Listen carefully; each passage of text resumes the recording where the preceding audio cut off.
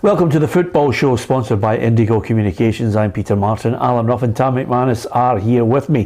Thank you very much for joining us, and thank you for all the fabulous support on our YouTube channel. If you hit the subscribe button, you can join the football family and give us your thoughts, engaging with supporters, and of course throwing out your point of view towards Tam and Ruffy and myself and countless other pundits who are on the programme Monday to Friday at 4 o'clock live.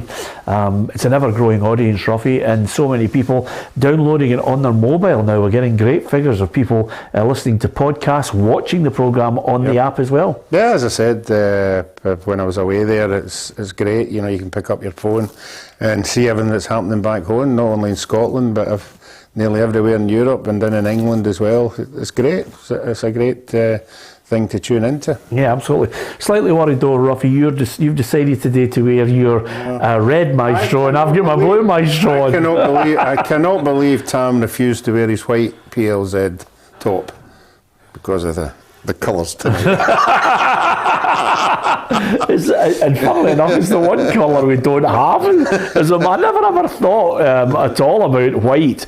It's one of those, I don't know about you, Tam, a white training top says a lot if you're going out on a night out. It does, but it gets dirty too.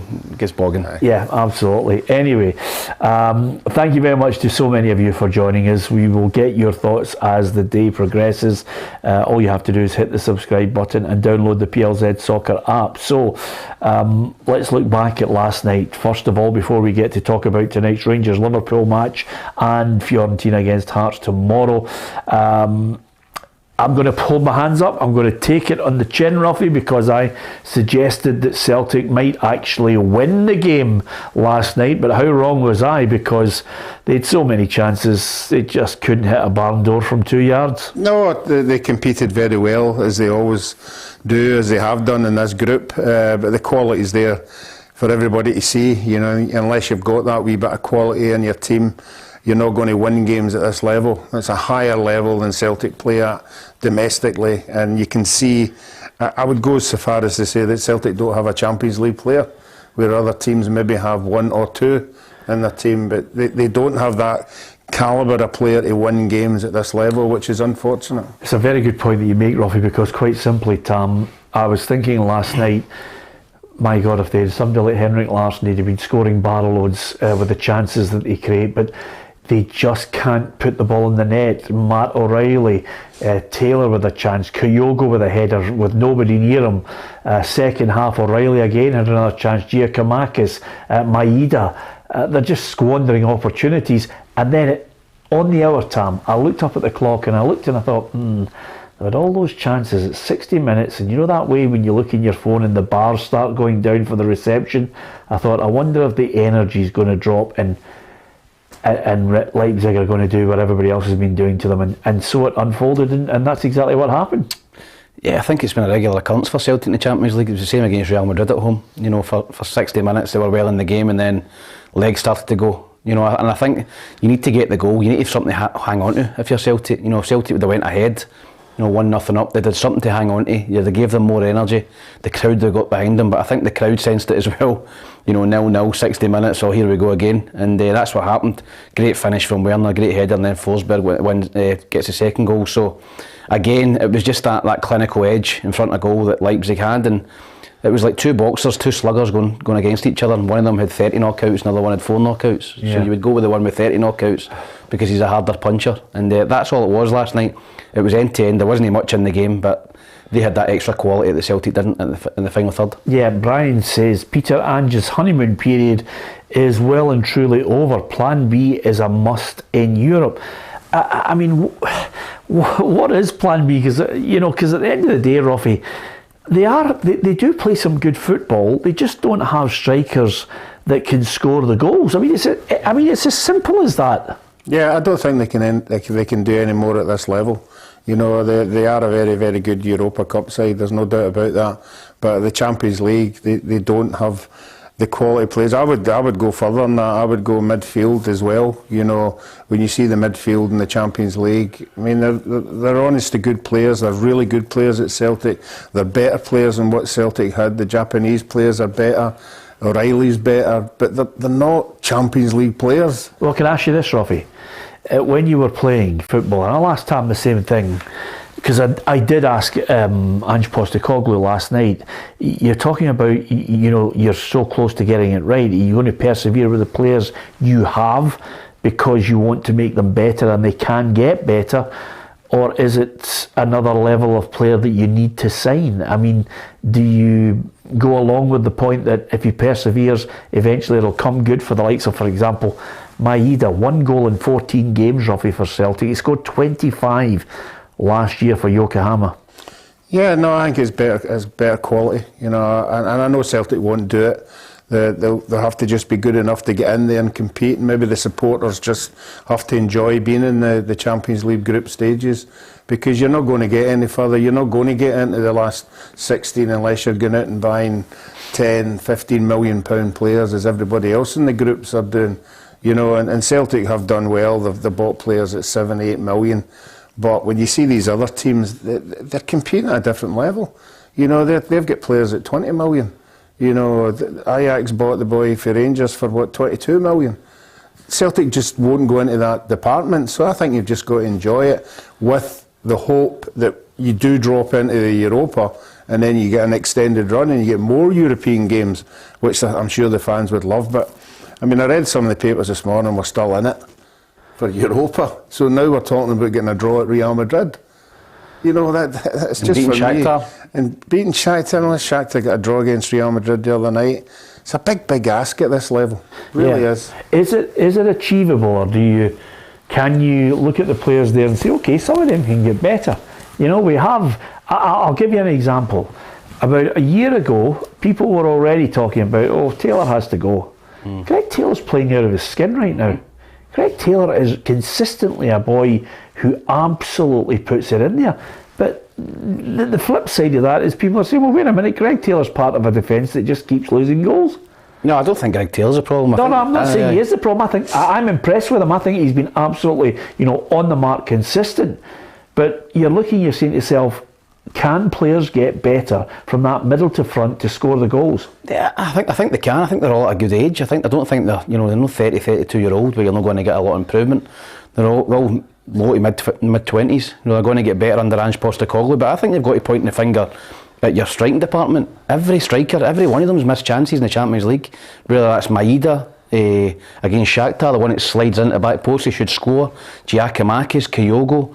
Abada missed a chance. They've all missed chances, and I think that's been crucial. You've got to take your opportunities at this level, but I think they can get better. But I think Celtic will be shopping in a slightly different market next year, because we'll have this money behind them. They can bank this money this time next year, or next time pre-season next year. They can look and they can go, can we improve the team? Can we get better quality in the forward areas and the midfield areas? I think O'Reilly was excellent last night. I thought Carter Vickers tremendous. For being out injured, and Taylor. So I think they've got good players in there, but they've got to be in shopping to try and improve and get 2 or 3 better players next year. And the Celtic manager Ange Postecoglou didn't shirk away from the fact that another defeat, he's been in this movie before. At this level, if you don't take those opportunities, eventually that's going to hurt you one way or another. And it's been sort of the story of our campaign so far. It's been a tale of missed opportunities, and from my perspective, it's just, like I said, disappointing that for our fans and for the players that they don't get a reward for their efforts. Well, it's a strange situation, Ruffy, because as I was watching the game and people are saying, well, the honeymoon period is over. I don't think it is. I think winning the league was one thing. The second part of it for a lot of Celtic fans is saying, okay, you're just back in this level.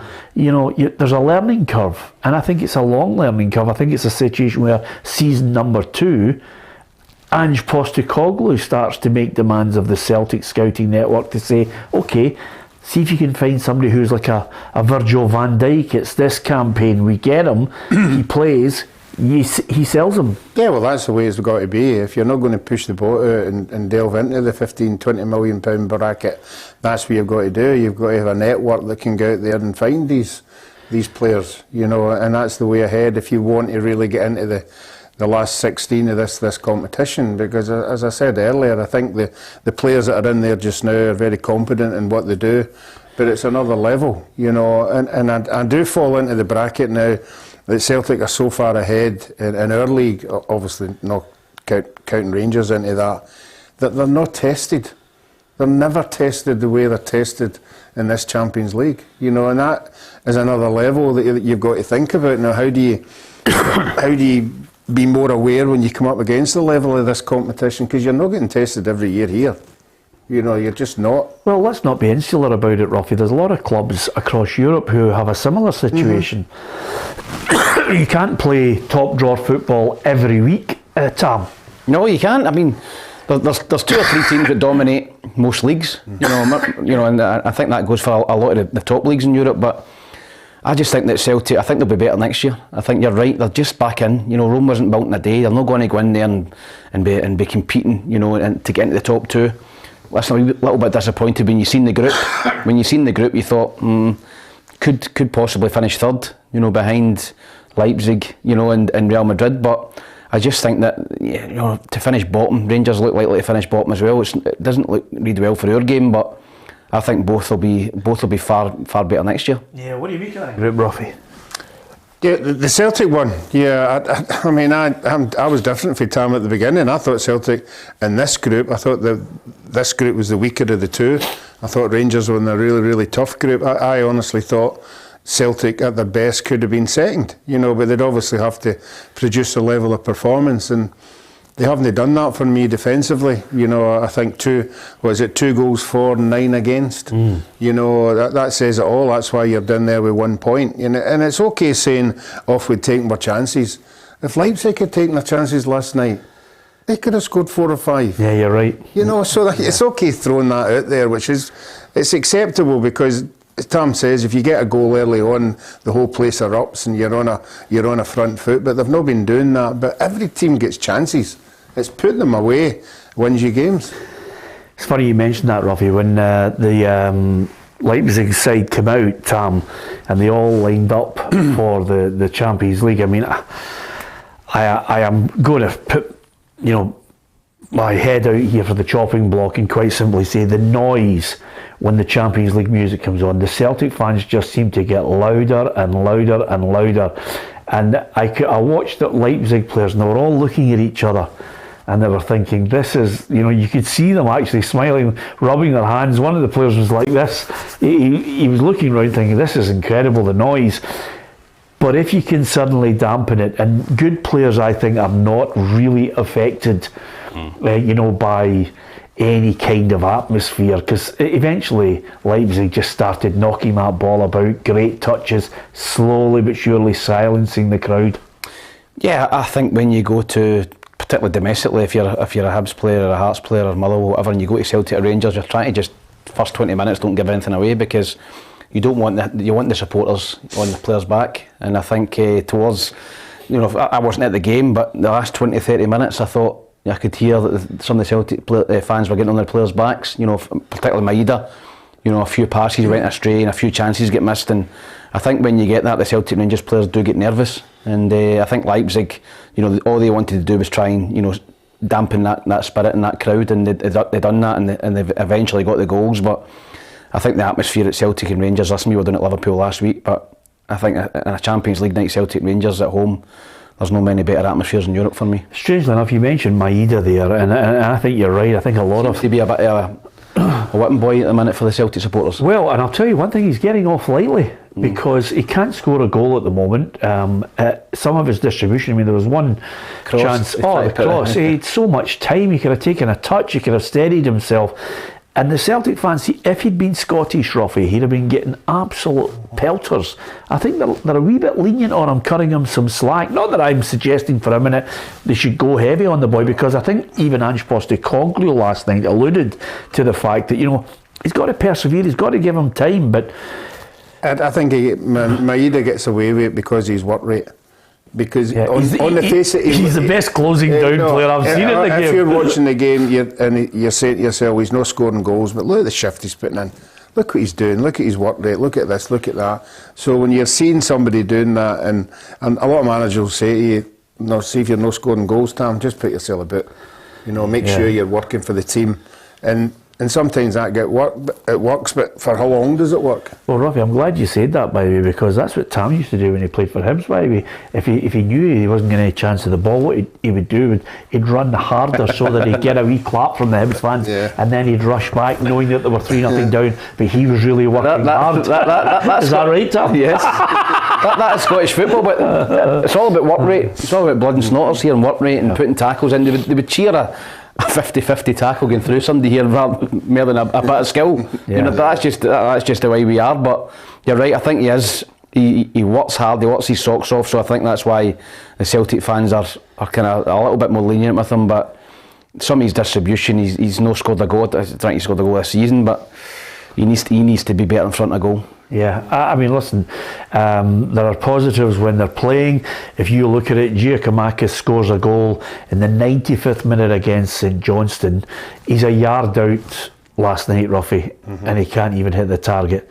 And that is there are some players, and Tam will know this, but in the Champions League before, there are some players that played for Celtic and Rangers who their heart rate goes down and they're calm inside the box. You know, it's a McCoist, it's a Larson. You know, they get inside the box and they just go, and they can pass it in. They can go hard or they can header it, but they can finish. Yeah, but the finishers, the top finishers. I mean, if you look, my Celtic three in the Champions League were Larson, Sutton, and Hartson. Yeah. Now that's three quality strikers who would on their peak could win any game for Celtic, and anybody coming, AC Milan, Juventus, anybody, you would expect the three to get anybody a handful, and unfortunately Celtic haven't got that quality up front just now, and that's why they're not winning games. Yeah, I would say that you know, and I've seen it in flashes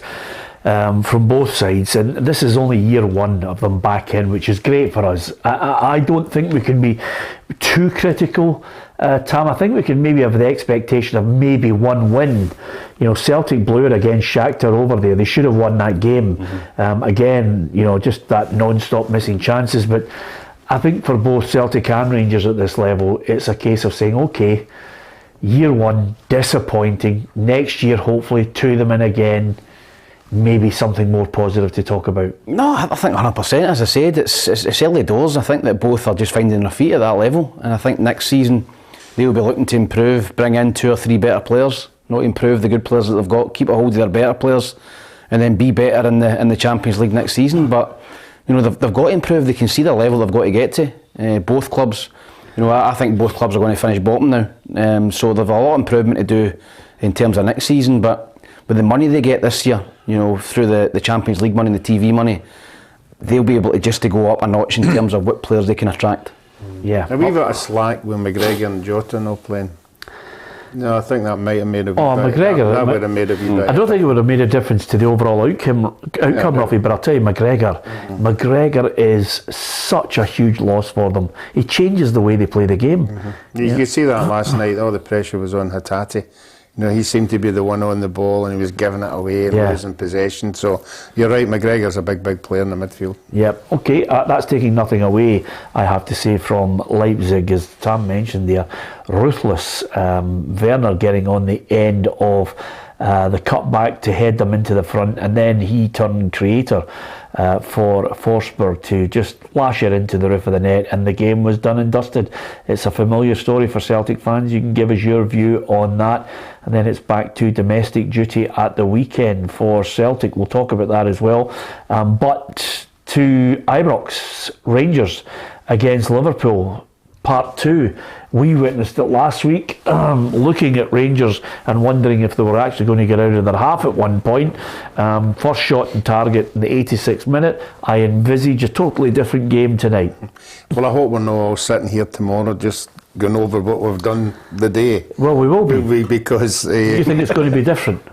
I've got fun for Rangers are going to get a draw out of this. Yeah, I really do. I think on Friday, Ruffy, we are going to be sitting here going, by the way, 3 Scottish teams spanked. Is there any good news? Fast forward to Friday then. I just don't know. Rangers have got to be better. You know, they've got to show more determination to get in about it. Obviously, their goals for is horrendous, but that's got to turn sometime. And I think it's okay saying you get a team at the right time. I think Liverpool aren't the Liverpool that we knew last year or the year before. Yeah. So you'll be saying to yourself, they've got a chance, you know, but it's all about Rangers for me tonight. They've got to change their attitude and how they play. They've got players that can win games. They've got players that can score goals. Just get up and at them. You know, that's what I would be doing. You know, right for the very start. Get Ibrox absolutely lifted off their feet and the whole stand and the whole place erupting, and then see how Liverpool react. Yeah. I don't think good teams, great teams, or great teams on the slide, whatever you want to sum Liverpool up as, because of players that are not there, players that have left, and the average age of this side. But he's under a wee bit of pressure, Klopp. But Rangers 6-1, 4-11 Liverpool, Tam. I think the 6-1's not a bad price for Rangers. I think you'll see a totally different Rangers team tonight. I really do. I think that last week at Anfield, the scoreline wasn't embarrassing, but I think the way Rangers approached it was embarrassing. I thought that they went down there 4-5-1. They went down just for damage limitation. You know, there were 2,000 or 3,000 fans in there in the away end, and many more thousand in the home end that paid good money and went down there. And as you said, 87 minutes before they got off their seat and had a shot on target. I think you're going to see a totally different Rangers team. I think you're going to see a team that's aggressive, that's going to get after Liverpool tonight, going to put them under pressure, put crosses in the box, make them defend. Because, you know, you take out that game, Liverpool have lost something like 15 goals in 4 games. You know, they are not defending well at all. And you've got to get after them at the back. I suggested Monday that they would play 2 up front. I don't think they will, but I would if I was Gio. I would go 2 up front and I'd play 3-5-2, and I would try and get after Liverpool at the back, give your supporters something. I don't think there's any pressure on Rangers tonight at all. No one expects Rangers to get a result by the most ardent Rangers supporter. So go out and have a go. Listen, Celtic get beat 3-0 at home for Real Madrid and they get a standing ovation. Why? Because they put Real Madrid under pressure for an hour and played well. Eventually their quality told. It might be a case again tonight that Liverpool's quality tells in the last 20 minutes. But if the Rangers players go out and give everything, create chances, maybe get a goal, put them under pressure, then they'll get a standing ovation as well. If they play the way they played last week at Anfield, they'll get booed off. Yeah, if you have a look at the head-to-head on this and the team's form going into this game, I mean, league wins, you can see there, 42% for Liverpool. Salah 7 goals and 6, but there's red hot Cholak 13 goals and 9. And you look at Liverpool when you see loss, win, draw, win, loss.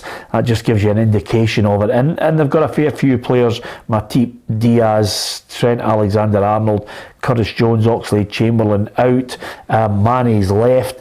Rangers, Hadji, Helander, Lawrence and Suter not anywhere to be seen at the moment. So there's a few players, but I don't think it makes a dramatic difference. You couldn't go in and say both of them are really under strength. I think there's a wee shout that Andy Robertson might be getting an appearance tonight at Ibrox, Ruffy. Yeah, and no, flicking back to the Celtic game, and the reason why Celtic weren't scoring goals is because they don't have a Champions League player. Liverpool have got a Champions League player in Salah. You know, Salah's the kind of guy that will come up and get you a goal when he needs it, or 2 if he wants to. So that's the difference in this Liverpool team.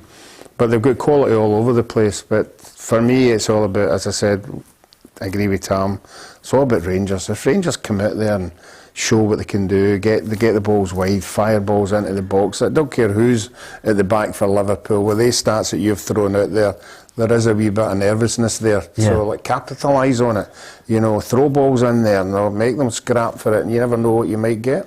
Giovanni Van Bronckhorst reckons the crowd can play their part too.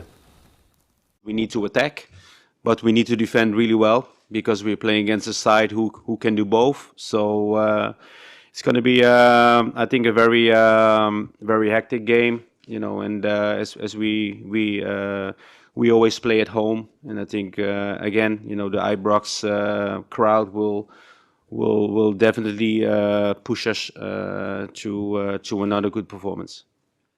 Yeah, the other key that Giovanni Van Bronckhorst mentioned, Tam, got to keep 11 players on the pitch.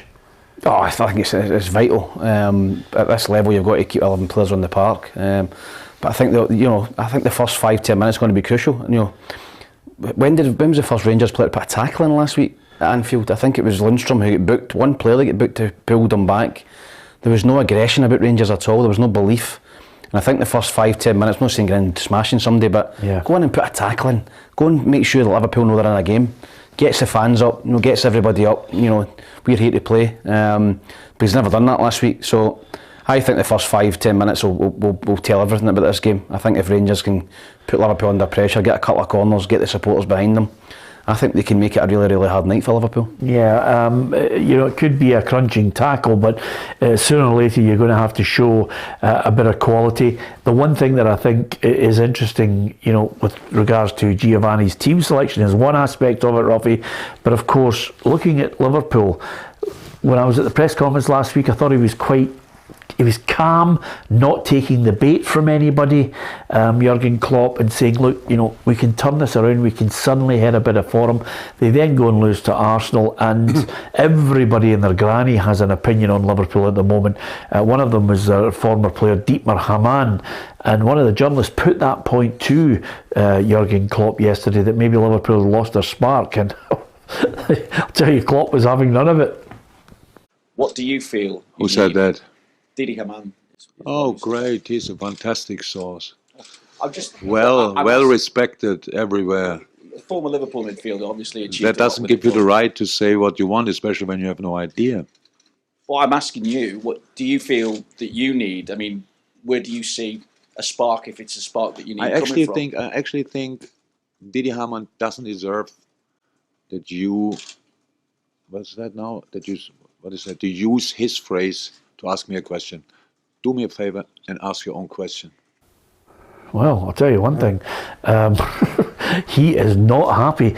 But he's getting spiky, isn't he? You can all tell managers when they're upset. Yeah, you certainly can, and that is a sign that things aren't going as well as he would be expected, and that's the kind of reaction you get when you have made up your mind that somebody's asked you a stupid question, and really it's a question you've got to answer. But when he turns it round, you can show that he doesn't like it, and he doesn't like getting beat, and he doesn't like being asked these questions. So it's up to Rangers to put them under that wee bit of pressure. With all due respect, Ruffy, in defence of my fraternity, that was not a stupid question. That was a good question, because they have lost their spark. They have. I don't know what Klopp's talking about there. I think Didi Hamann's, respected player. I think he's with a lot of appearances, played for Germany. I think he's getting entitled to an opinion like any other supporter. So I think I agree with Ruffy. It just shows you that he's under pressure, and I just think Rangers need to go for him tonight. Rangers need to really go for him tonight and put them under pressure and get that early goal. And I think honestly, I think they're there for the taking. I think you'll never get a better time to play Liverpool at home than Rangers have got tonight. I'm amazed you said that. I don't even looking at the teams, Rangers, Liverpool a wee bit off it. I did mention to you last week, some pundits were talking about, that's Liverpool back after they defeated Rangers. I didn't see that. I don't think they're playing great, but I think they've got too much quality for Rangers. I mean, I'm sure I could end up with egg in my face 2 nights in the trot, Ruffy. I'm quite willing to be here tomorrow saying this is an unbelievably brilliant performance from Rangers, who won the game against Liverpool. I can't see it. No, you've got to really think about it. Liverpool are a last 8 team in this group, in this competition. That's what Rangers are up against, and they should be in the last 8 because of the players that they've signed and the money that they've spent. They've got quality players, they've got international players, and I keep saying it, they have got Champions League players. And generally, when the chips are down, somebody comes up with the goods, and I would say that Liverpool have got more in them than Rangers. So it's up to Rangers for me. It's up to the Rangers players individually to take this game by the scruff of the neck, because if they let Liverpool start playing the ball about, they've got the quality to hurt them. Yeah, in the back line, Liverpool 3 clean sheets all season, which is hard to believe when you've got Van Dijk in there. But even he doesn't look the same player. No. He doesn't look the same player, and I think they're sitting 10th, 11th in the league. And let's not forget they've got a big game, a huge game coming up against Man City the weekend, which perhaps they could have one eye on. So, no, honestly, I really genuinely think Rangers, if they play well tonight and get that crowd behind them and they're positive and aggressive, they can get a result. Yeah, interesting times. Hard to believe Liverpool sitting 10th in the table. It's incredible. But what do you think? Can Rangers get the win and really put themselves back on track in this group? or are they going to be right up against it again and facing another defeat against Liverpool? Back-to-back defeats in the Champions League and still looking for that first point. It's hard to believe it, but 3 defeats. This is match day 4, and they've got to try and come up with something this time against Liverpool. Give us your thoughts on it. We'll read out some of your comments as well.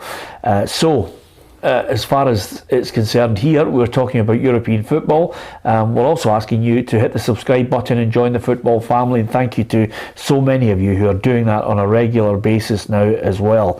From Liverpool against Rangers, just looking back at some of the results from last night before we look ahead to the game Fiorentina against Hearts, Ruffy. Manchester City 0-0 against Copenhagen, so it is possible to put the shackles up on this team. Yeah, it certainly is. They got a man sent off, but I mean, and you know. Yeah, okay, calm down. Not that it bothers them. Don't they bust my Koopner in? Yeah, I knew there was a reason. But it kills you, the saying that we all say, oh, you can't compete against these teams. Of course you can compete against these teams. You know, in any given night, if you're organised, you know, that you can, with a wee bit of rub of the green, a wee bit of luck, you can get a result. You know, we sat here when Real Madrid beat Celtic, and we're saying, look, let's be realistic. It's Real Madrid. What do you expect to take off them? And then Shakhtar Donetsk get a draw. You know, so it's always possible. It's always possible to get the results in these nights. Well, listen, I agree with you because I watched in amazement, and Rangers took 3 off Lyon in a game, you know, and absolutely spanked them. And you only have to look at Neil Lennon against Barcelona. Celtic defeated them. Let's not forget that Celtic drew with Man City not that long ago, twice in the Champions League, home and away. Yeah, and so we seem to put these Premier League teams up on a pedestal, but I think if you're really at it and you're aggressive and you can get after them, you can get a result in any given night. Well, I must admit, I mean, everybody's been talking about Erling Haaland. It's just relentless. Everybody really discussing his striking prowess and whether anyone can stop him scoring. There is a case also that the Man City players, among others, are playing European football, domestic football, international football. The pressures are relentless, and Pep Guardiola says even Haaland and others need a rest. Many players didn't start today because they were really exhausted and tired and fatigued, and some niggles. And of course I didn't want. Erling didn't feel really good after the game against Southampton. Phil have also some disturbing problems. Bernardo was so tired yesterday, told us. So that's why the players they feel better. And of course I didn't want to take a risk. Yeah, so you can afford to give some of the players a rest. I don't know about you, Ruffy, but I can't see. I mean, apart from maybe 1 or 2 teams, I think Man City for me are a stick-on to win this Champions League this season because of him. Yeah, possibly. Yeah. Again, he's bought wisely and he's brought in a lot of experience. But they could bring it. They could bring back all the players they've got out on loan and have a decent team. You know, they're scattered all over Europe, but you know, they are the team at the moment. You know, and everybody was sort of questioning why you letting Sterling go. You know, because he was a massive player with Man City, but he's obviously seen something that we've not seen, and he's moved them on, and he's brought other players in, and that's what he does. Yeah, full march to Chelsea though. They've got Sterling and they've got a win against Milan, albeit against 10 men. Yeah, early red card for Milan put them up against it, but good result. Chelsea's just starting to string a few results together under the new manager Graham Potter, and you know they could be a wee dark horse for the Champions League. But I totally agree, Man City. And you're looking about who's going to stop them. It's not going to be Liverpool. It's not going to, for me. It's not going to be PSG who drew. Yeah, strange that they're talking about. There's no smoke without fire, but you know, Mbappe yet again. I just don't think that dressing room doesn't.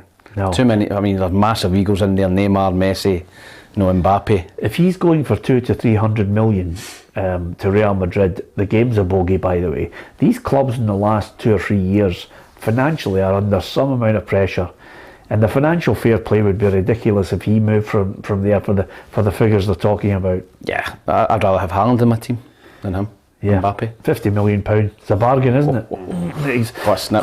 Did you ever have a player walking about the dressing room think he was Billy Big Time at a Scottish level? You wouldn't get away with it in a dress. That's Probably just Gary O'Connor, but it was it was in a funnier way. Yeah, when he was actually just quoting his column last week. I'm driving down in the car with him, and he's discussing his column with the Daily Record journalist that I know, and he's chatting away, and they're talking about Haaland, and he goes, "Yeah, well, similarities, with Gary O'Connor." And I nearly drove the car off the road. I'm thinking, what similarities? Yeah, it was one of those mad moments. Listen, Champions League.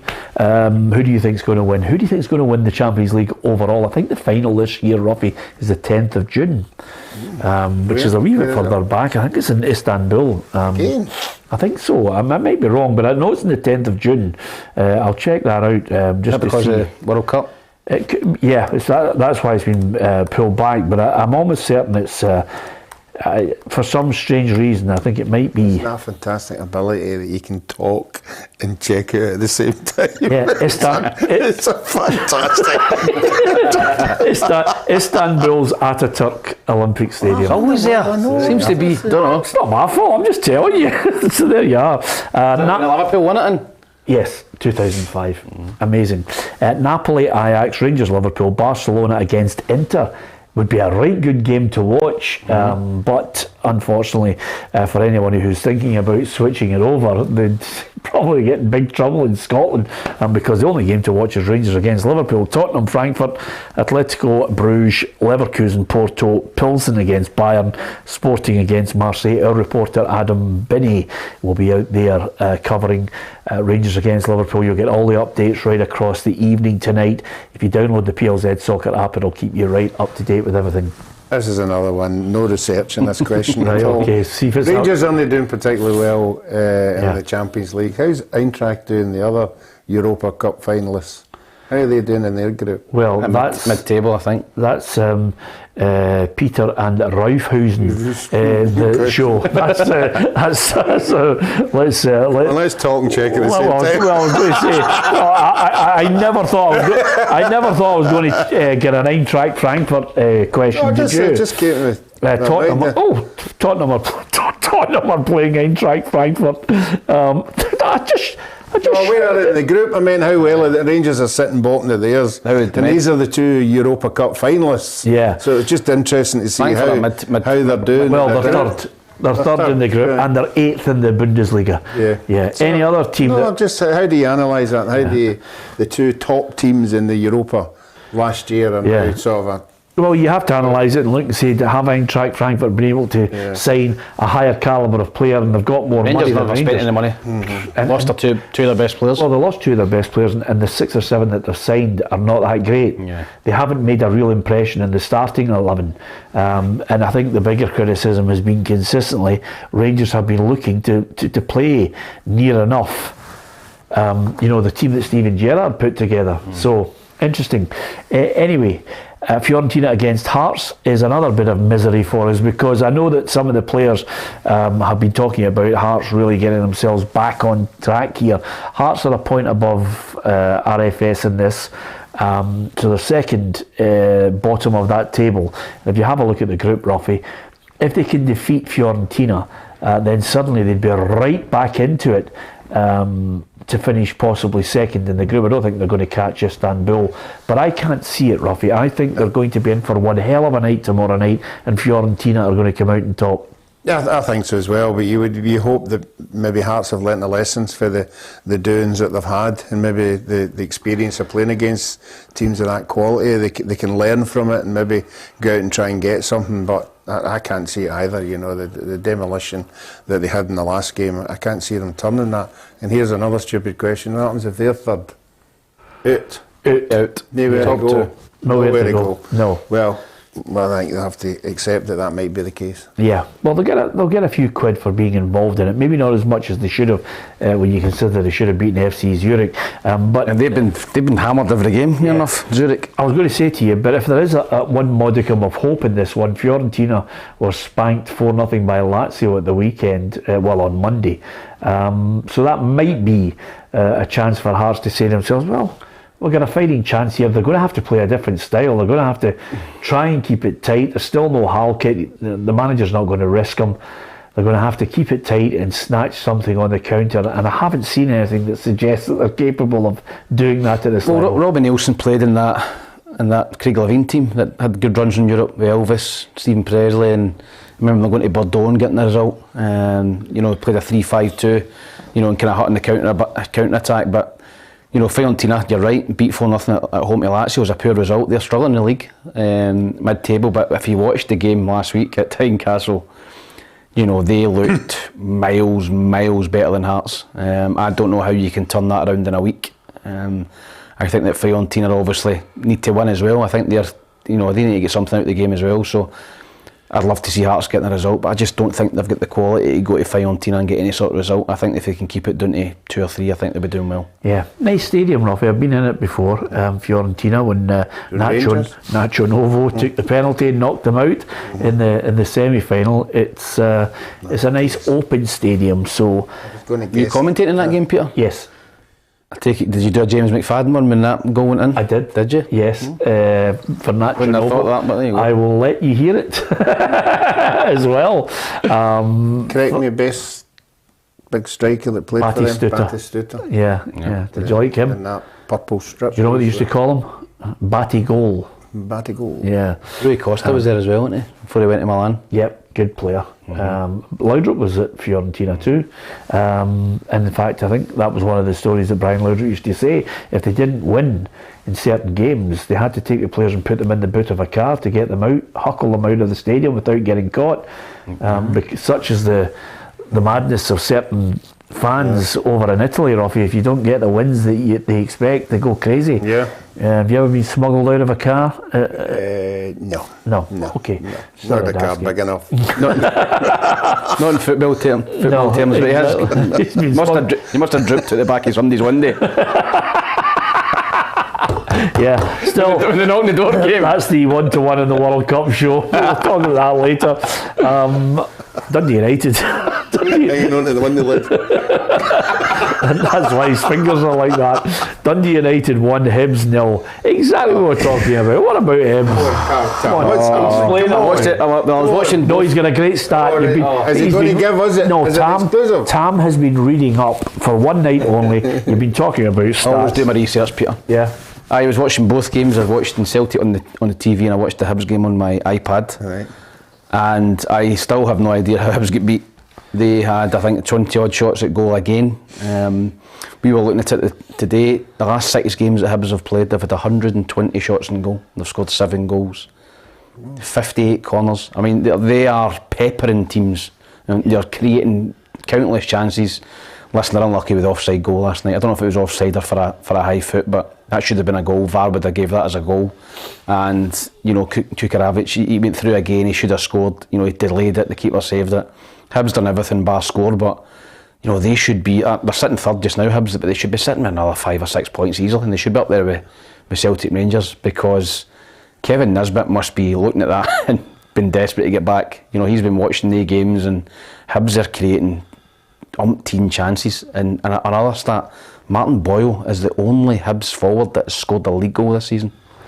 He's the only Hibs forward. You know, you've got McCurdy, you've got the Ukrainian lad, you've got Bojangles, you've got Yuan. Melkerson, who's been out injured. That is an incredible stat, and they need the other guys to chip in, because if Martin Boyle doesn't score at the minute, or Porteous, then they don't look like scoring. It's amazing you saying that. Look at the table, Ruffy, for that stat. Sitting third. I mean, the table with Hibs right now, sitting third.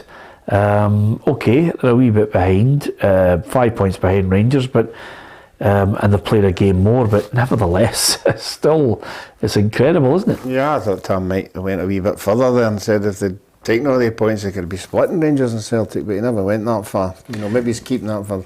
Yeah. Should they be splitting the two though? No. They should be up there beside. They should be well clear in third place, because they are creating bucket loads of chances and not putting them away. Well, that's what we talk about in levels of football. What a great line from Gordon McLean, who basically says, I watched your lot last Friday, Ruffy. Absolutely murder. And you're on here talking about Champions League. Okay. Unbelievable. That's Gordon McLean. That's what he thinks of you, by the way. 10 men, 5 minutes before half time, we would have done them again. Yeah, absolutely. Different level. I've been there before. Different level. We don't have a Champions League player.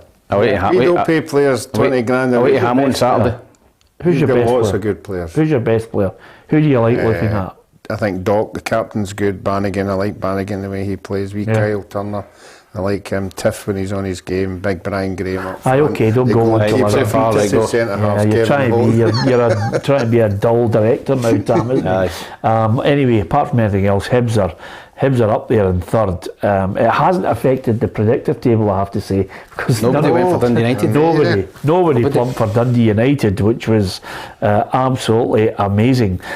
So it's one of those situations where the predictor table will have to change dramatically over the course of the weekend. There hasn't been a 20-pointer, a 17-pointer, 16. Nobody is really firing on all cylinders in this predictor.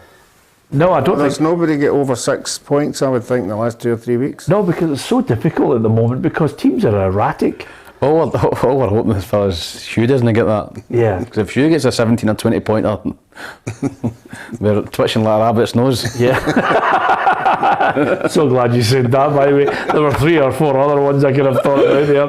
But yeah, I mean, that's the problem. The problem is, Ruffy, I mean, you can't, you're trying to guess, it's all guesswork anyway, but apart from anything else, you try and study the form, and then all of a sudden Ross County get a 1-0 win against Livingston, and it's so difficult to predict. Well, I'm going back to my... what was it I relied on yesterday? Last year for 21 points. Yes. I'm going to go out on the Friday night and get hammered. Get up in the morning and can't be bothered doing it and just throw in scores. I would suggest to all, getting hammered is not the ideal way to approach trying to predict games, but if that's what got you the 21 points, Ruffy, who knows? But we certainly had a right good night out, didn't we? We thoroughly enjoyed it. Fantastic. Nothing spared.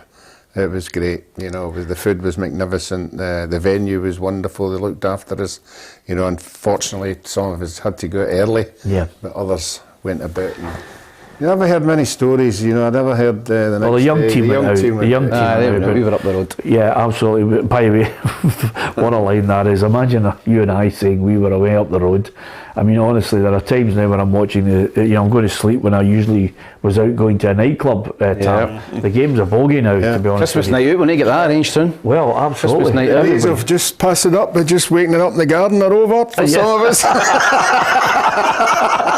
What he's it wasn't even your end. No, well, I have to tell you, what he's talking about is I decided to go out with Jackie McNamara, the dad, Bobby Williamson, Tony Higgins, and we decided at the PFA to go, head for head on a night out, but I didn't realise that those guys were Champions League drinkers. You are not. And I am a Toucan Dan. So they opened the limousine and rolled me out into my front garden and left me there lying on the grass, looking up, wondering where I was in the wee small hours of the morning. All I can remember is Jackie McNamara's laugh as the car drove off.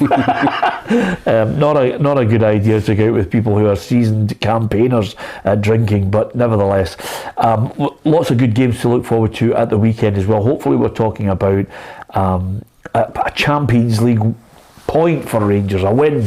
Give me a prediction just quickly, Ruffy, on this one. I'm going to go Rangers to score early and then Liverpool to get a goal later on. I hope I'm wrong. I hope Rangers win, but I'm going to go for one each. I'm going to go Liverpool 3-1.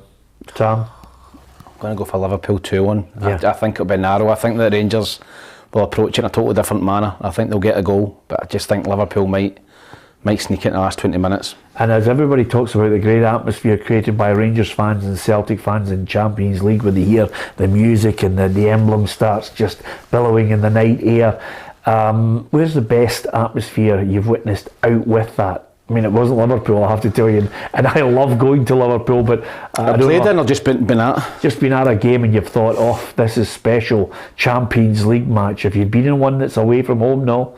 Have you been in an away ground where you thought, this is special? Nah, I haven't. I mean, the only one I could think of was I was in the away end and I was injured at Hibs and we went to Tynecastle and Frank Sosie was the manager and Johnny Neal scored in the 93rd minute to draw one each and I had crutches and I just broke my leg and I was just coming out of an operation, but I went to the game, I was in the away end and when that goal went in I had to get carried back to my car because my crutch went missing and I ended up about 6 rows down from where I was. But the best atmosphere I played in was AEK Athens away for Hibs. Yeah. In the old Greek stadium where Rangers played in many years ago. Right. And they were hanging off railings and firecrackers and everything, and we get beat 2-0. But that was the best one I played in. Yeah, it's funny you saying that because of 2 Rangers games I remember. Fenerbahce, where they were in 3 hours before the game kicked off, Ruffy, and they were going mental. I mean, it sounded as if they were letting off bombs. And then another one Rangers played was Red Star Belgrade. I'll never forget that because the guy who took the press corps in says, by the way, the police don't even go over to the Ultras because anybody who sits in a seat that's not officially an Ultras, you know, they try and take an Ultras seat, they get their head kicked in. And I looked at him and I went, what? He went, they get their head kicked in. And I thought, you got to be kidding me. But they were absolutely battering each other in the Ultras end. And I thought, thank God I'm not in that end. But they were 2 special ones. And of course, I'll never forget, Ajax's stadium. That's a fantastic one, Ruffy. For Champions League matches, special ones like that, you never forget them. No, you don't want me to keep me rambling on about the Maracana and the 140,000, which was a bit special. But my lasting memory was Scotland versus England at Wembley, 100,000 people, 70,000 Scottish supporters who weren't supposed to be there, and it was just electric. Were you playing? With the start, yeah. Yeah. Just walking out of that score, tunnel. Ruffy? We won 2-1. Yeah. Just walking out of that tunnel and seeing all the lying rampant flags. Did you go straight up the road after that or did you go out in London? No, we stayed in a place called Harpenden. Harpenden? Harpenden. Yeah. I've been there. Can I just say something to you? For all the highs, you've just mentioned Scotland.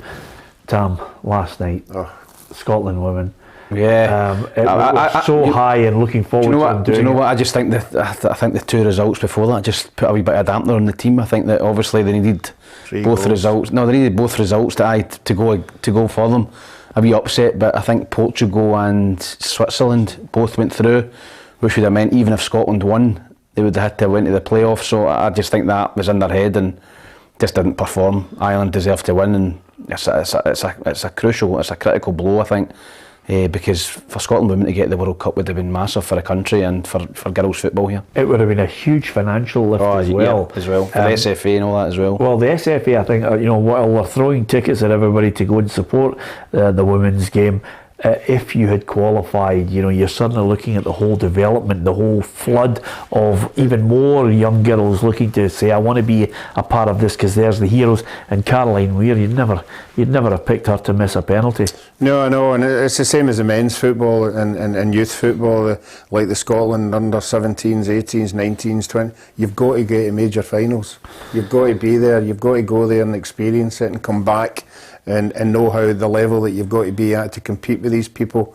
And most of your girls now are playing abroad. I mean, they're all down south. Yeah.